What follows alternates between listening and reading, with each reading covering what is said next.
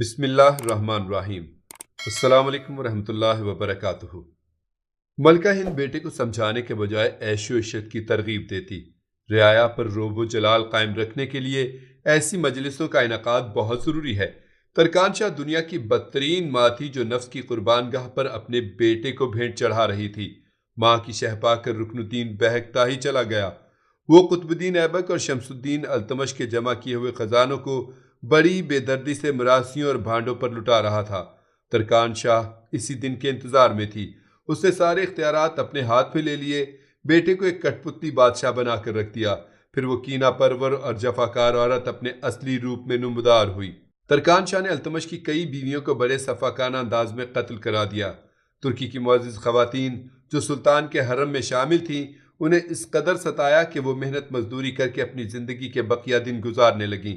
نظام الملک اور اس کے ساتھی عمرا خوش تھے کہ سب کچھ ان کی مرضی کے مطابق ہو رہا تھا، مگر وفادار عمرائے سلطنت کے سینوں میں ترکان شاہ کے لیے نفرت کے جذبات پیدا ہوتے جا رہے تھے۔ آخر ایک دن قصر سلطانی میں ہنگامہ بپا ہو گیا۔ ترکان شاہ کے حکم پر التمش کے سب سے چھوٹے بیٹے شہزادہ قطب الدین کی آنکھوں میں جلتی ہوئی سلائیاں پھیر دی گئیں۔ قطب الدین کی چیخوں سے محل کے بام و در گونج اٹھے، پھر اسے زندان میں ڈال دیا گیا۔ شہزادی رضیہ سلطانہ کا اپنے بھائی کا یہ حال دیکھ کر صدمے سے برا حال ہو گیا۔ وہ پاگل سی ہو گئی۔ بینائی سے محروم ہونے کے بعد قطب الدین کچھ دن تک زندان کے اندھیروں میں بھٹکتا رہا۔ آخر ایک دن اس معصوم بچے کو اس لیے قتل کر دیا گیا کہ کہیں وہ جوان ہو کر اپنے حق کا دعویٰ نہ کر بیٹھے۔ ترکان شاہ التمش کے ایک ایک وارث کو مٹا دینا چاہتی تھی اور اس نے قطب الدین کے قتل سے اپنے منصوبے کا آغاز کر دیا تھا۔ قطب الدین کی لاش زندان سے باہر آئی تو قصر سلطانی کے بام و در پر خوف و ہراس چھایا ہوا تھا۔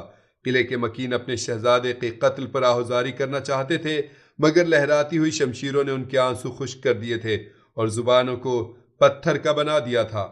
پھر جب رضیہ سلطانہ کو اس المناک واقعے کی خبر ملی تو وہ سپاہیوں کا پہرا توڑ کر باہر نکل آئی اور اپنے چھوٹے بھائی قطب الدین کی لاش اٹھا کر ترکان شاہ کے کمرے کی طرف بڑھنے لگی۔ سلطان رکن الدین فیروز شاہ کے سپاہی چیختے ہی رہے کہ شہزادی عالیہ رک جائیے، مگر رضیہ سلطانہ باد تند و تیز کی طرح بڑھتی چلی گئی۔ اگر شہزادی کی جگہ کوئی شہزادہ ہوتا تو اب تک ترکان شاہ کے مسلح خدمتگار اسے زنجیریں پہنا کر حوالہ زنداں کر چکے ہوتے۔ مرد سپاہی مجبور تھے کہ وہ محترم خاتون کے جسم کو نہیں چھو سکتے تھے۔ ترکان شاہ کی کنیزوں نے بھی زبانی طور پر رضیہ سلطانہ کو آگے جانے سے روکا، مگر جب شہزادی نے ایک نگاہ جلال سے کنیزوں کی طرف دیکھا تو وہ خوف سے کانپنے لگیں۔ آخر رضیہ سلطانہ اپنے چھوٹے بھائی قطب الدین کی لاش اٹھائے ہوئے ترکان شاہ کی خلوت میں داخل ہو گئی۔ کنیزوں نے اسے پہلے ہی بتا دیا تھا کہ شہزادی معظمہ قطب الدین کی لاش کے ساتھ ملکہ ہند کی خدمت میں حاضر ہو رہی ہے۔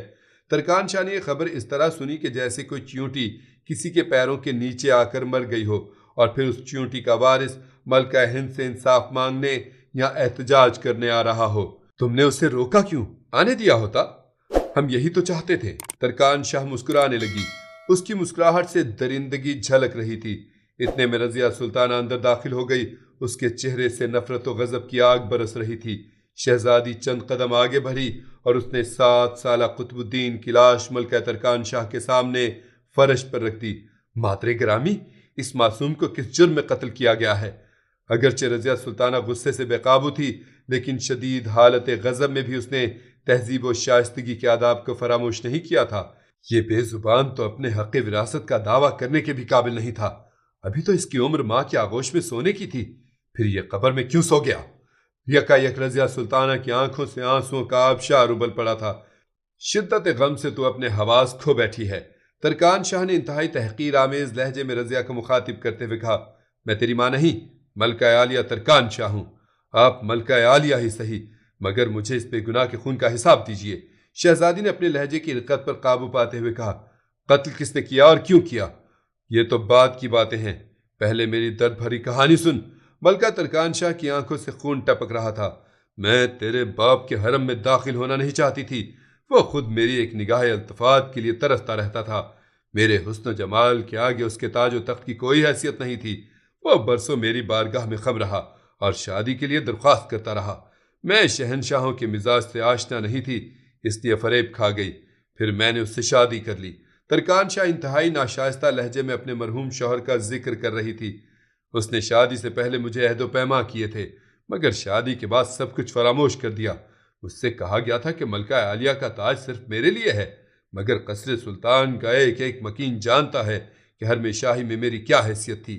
ترکان شاہ کھلا جھوٹ بول رہی تھی اور نہایت بے شرمی کے ساتھ سلطان التمش پر تہمتیں تراش رہی تھی۔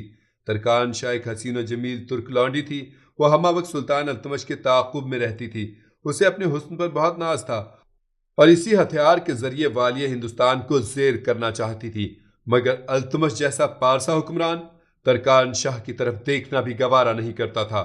آخر کار فریب کار عورت نے اپنی جھوٹی محبت کا ناٹک رچایا اور التمش سے صاف صاف کہہ دیا، اگر سلطان معظم نے مجھے اپنے قدموں میں جگہ نہ دی تو میں ابھی ناکام و نامراد زندگی کا خاتمہ کر لوں گی۔ التمش جیسے رحم دل انسان پر یہ دھمکی کارگر ثابت ہوئی اور اس نے ترکان شاہ سے نہ صرف شادی کر لی بلکہ اسے ملکہ ہند کا خطاب بھی بخش دیا۔ ترکان شاہ ملکہ عالیہ بننے کے خواب دیکھ رہی تھی، مگر یہ اعلیٰ ترین منصب صرف رضیہ سلطانہ کی ماں کے لیے تھا جو ترکوں کے ایک معزز قبیلے سے تعلق رکھتی تھی۔ ترکان شاہ اسی روز سے التمش کی دوسری بیگمات کے خلاف سازشیں کرتی رہتی تھی، مگر سلطان اسے ایک احمق عورت سمجھ کر نظر انداز کرتا رہتا تھا۔ پھر جیسے ہی التمش کی آنکھیں بند ہوئیں اور رکن الدین فیروز شاہ تخت نشین ہوا، ترکان شاہ نے اپنی ذات پر پڑے ہوئے تمام پردے اتار پھینکے اور التمش کے پورے خاندان کو نیست و نابود کرنے کے منصوبے بنانے لگی۔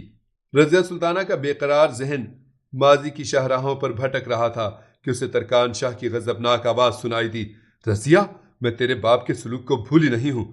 تیری ماں وقت سے پہلے مر گئی، ورنہ وہ اپنی آنکھوں سے دیکھ لیتی کہ ملکہ عالیہ کا جاہ و جلال کیا ہوتا ہے۔ ترکان شاہ شدت جذبات میں وہ باتیں کہہ گئی جنہیں اہل دانش ہمیشہ اپنے سینے کی گہرائیوں میں دفن رکھتے ہیں۔ اگر میری ماں سے کوئی شکایت تھی تو مجھ سے انتقام لیا ہوتا۔ رضیہ سلطانہ کے لہجے سے آگ برس رہی تھی۔ قطب الدین کا کیا قصور تھا کہ اسے موت کی نیند سلا دیا گیا؟ یہ اس ماں کا بیٹا ہے جو ہمیشہ میرے خاندان پر تانا زن رہتی تھی۔ ترکان شاہ جوش غضب میں کرسی زرنگار سے اٹھ کر کھڑی ہو گئی۔ دیکھا اس نے اپنی گستاخیوں کا انجام؟ وہ تو پاگل ہو کر دنیا کے تمام غموں سے بے نیاز ہو چکی۔ اب آپ اپنی فکر کیجئے ملکہ عالیہ۔ رضیہ سلطانہ کے لہجے میں شائستگی تھی، مگر ہر نقطہ شدید نفرت اور طنز کا آئینہ دار تھا۔ آپ نے سلطان مرحوم کی دوسری بیگمات کی طرح قطب الدین کی ماں کو بھی غربت و افلاس کے جہنم میں ڈال دیا ہوتا، مگر اس کی آغوش تو نہ اجاری ہوتی۔ کیا اہل اقتدار یہ سمجھتے ہیں کہ گردش ماہ و سال کا ایک ہی انداز برقرار رہے گا؟ ہرگز نہیں۔ دکھ اور محرومیوں کی سیاہ رات آپ کا بھی انتظار کر رہی ہے۔ ظلم نے اپنی آخری حدوں کو چھو لیا، بس طاقت کے سورج کو گہن لگنے ہی والا ہے۔ وہ دیکھیے، ظلمت کا عفریت اپنے خونی دہن کو کھولے آپ کے عقب میں کھڑا ہے۔ رضیہ سلطانہ کے طرز تخاطب میں اس قدر شدت اور بے ساختگی تھی کہ ترکان شاہ نے گھبرا کر اپنے پیچھے کی طرف دیکھا، مگر وہاں کوئی نہیں تھا۔ میرے زوال کی تمنائی ہے اور موت کی دعائیں کرتی ہے تو؟ ملکہ ہند پاگلوں کی طرح چیخنے لگی۔ کیا تو بھی اس کے ساتھ سونا چاہتی ہے؟ ہاں، اس لعنت زدہ ماحول میں زندہ رہنے سے تو بہتر ہے کہ انسان خود ہی موت کو گلے لگا لے۔ ترکان شاہ کی دھمکیوں کے باوجود شہزادی کی برہمی میں کوئی کمی نہیں آئی تھی۔ وہ موت کے خوف سے بے نیاز تھی، اس لیے آمران وقت کے سامنے اپنے چھوٹے بھائی قطب الدین کی موت پر احتجاج کر رہی تھی۔ ملکہ ہند نے غضبناک لہجے میں اپنی خدمتگار کنیزوں کو پکارا۔ بیک وقت کئی کنیزیں ترکان شاہ کی خلوت گاہ میں داخل ہوئیں اور سر جھکا کر کھڑی ہو گئیں۔ لے جاؤ اس گستاخ کو، ملکہ ہند نے اپنی کنیزوں کو حکم دیا۔ اسے اس کے کمرے تک محدود کر دو، اگر آئندہ یہ باہر آئی تو تم سب کی سب زندان کے اندھیرے میں ڈال دی جاؤ گی۔ کنیزیں خوف و دہشت سے کانپنے لگیں۔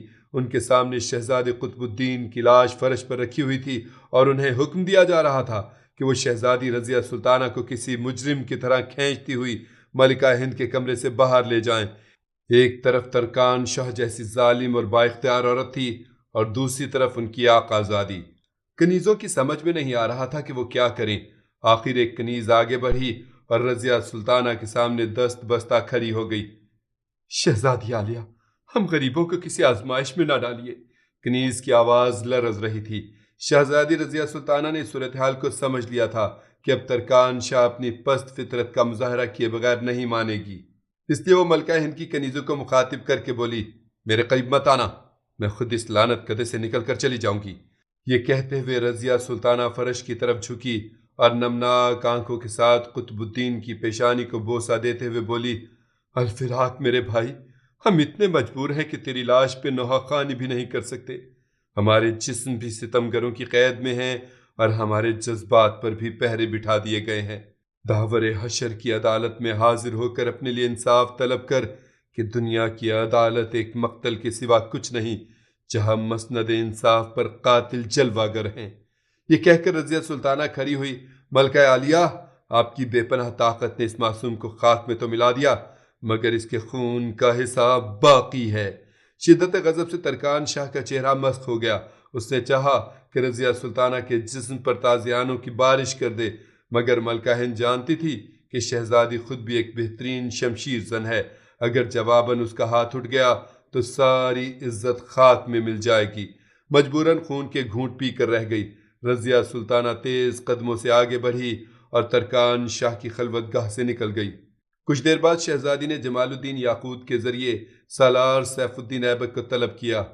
آپ نے وہ خون رنگ منظر اپنی آنکھوں سے دیکھا کہ بابا محترم کی خوبصورت نشانی کس بے دردی کے ساتھ خاک میں ملا دی گئی۔ رقت کی زیادتی سے رضیہ سلطانہ کی آواز حلق میں گھٹ کر رہ گئی تھی۔ میں تو فوجی چھاونی میں تھا شہزادی عالیہ۔ سیف الدین ایبک کے لہجے سے شدید ندامت کا اظہار ہو رہا تھا۔ جمال الدین یاقوت نے بتایا کہ شہزادے معظم اس دنیا میں نہیں رہے۔ پہلے قطب الدین کی آنکھوں میں جلتی ہوئی سلائیاں پھیر کر اسے بینائی سے محروم کیا گیا۔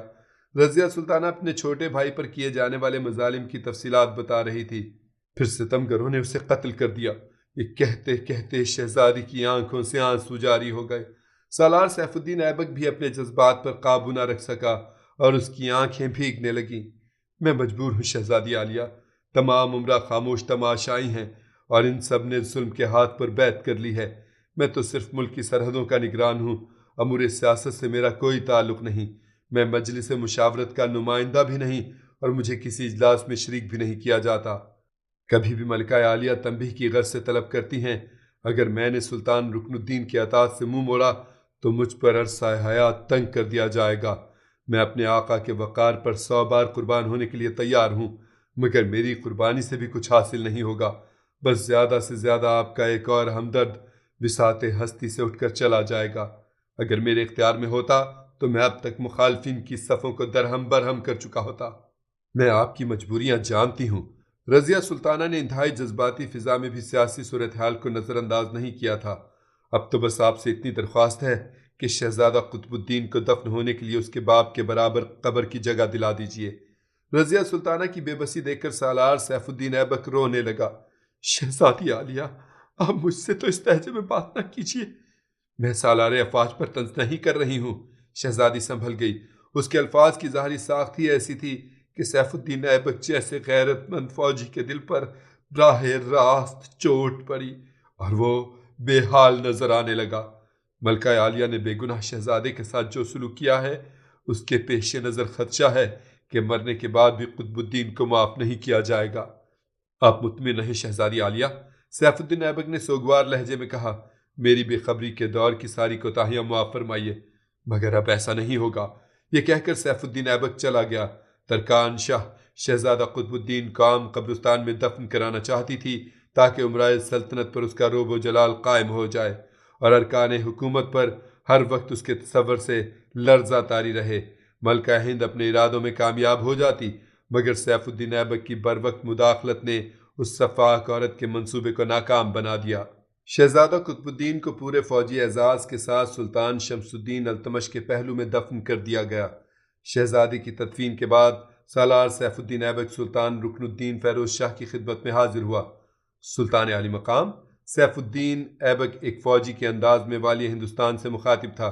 کیا آپ کو خبر ہے کہ قلعہ رتن بور پر دوبارہ ہندوؤں کا قبضہ ہو چکا ہے اور وہاں کے مقامی مسلمان غربت و ذلت کی زندگی بسر کر رہے ہیں؟ ہاں، نظام الملک نے مجھے اطلاع دی تھی۔ سلطان رکن الدین نے شراب کا پیالہ لبریز کیا اور اپنے ہونٹوں سے لگاتے ہوئے کہا۔ سلطان کی بے حسی پر سیف الدین ایبک کے دل و دماغ سلگ اٹھے۔ ناکارہ وارث مسلمانوں کی جاگیر کو کس بے دردی کے ساتھ برباد کر رہا تھا۔ اس وقت آپ بچے تھے، اس لیے شاید ماضی کے واقعات ذہن میں محفوظ نہ ہوں۔ سیف الدین ایبک کے لہجے سے تلخی جھلک رہی تھی۔ آخر تو کہنا کیا چاہتا ہے سیف الدین؟ سلطان بھڑک اٹھا۔ شہنشاہ کے بچے بھی تجھ جیسے بوڑھوں سے زیادہ عقل رکھتے ہیں۔ رکن الدین لاف زنی پر اتر آیا۔ بے شک میری حقیر عقل کو آپ کے فہم و ادراک سے کوئی نسبت ہی نہیں، مگر حالات نے مجھے ایسے موڑ پر لا کھڑا کر دیا ہے کہ میں خاموش نہیں رہ سکتا۔ سیف الدین ایبک احمق و نادان حکمران کو بڑی ذہانت سے سمجھانے کی کوشش کر رہا تھا۔ آپ نے اس حقیقت پر غور نہیں فرمایا کہ قلعہ رتن بور کی تسخیر آپ کے والد محترم کا ایک ایسا جنگی کارنامہ ہے جسے رہتی دنیا تک یاد رکھا جائے گا۔ شاید کسی مشیر یا وزیر اعظم نے آپ کو یہ بھی نہیں بتایا کہ اس مہم میں کتنے مسلمان سپاہی شہید ہوئے تھے۔